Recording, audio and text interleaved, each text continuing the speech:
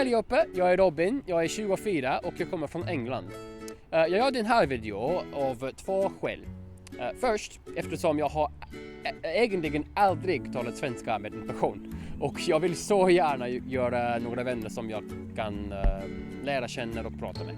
Men andra vill jag också visa att man kan lära sig att prata ett språk utan att behöva folk att prata med. Naturligtvis är det här sättet inte så roligt och jag är säker att jag gör tons of mistakes. Men om ni förstår mig klart, för mig är det första mission accomplished.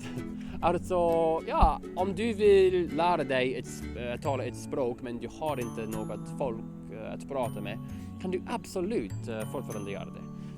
Då, när du äntligen får chansen, kommer du att vara redo.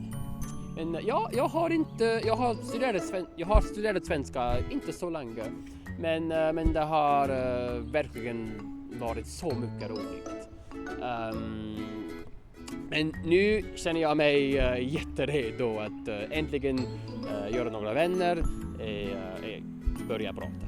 Så skulle jag kunna få lite feedback och om någon vill bli min kompis och ni kunde lämna mig lite kommentar, det skulle vara fantastiskt. Okej, jag tycker att det är bra för idag.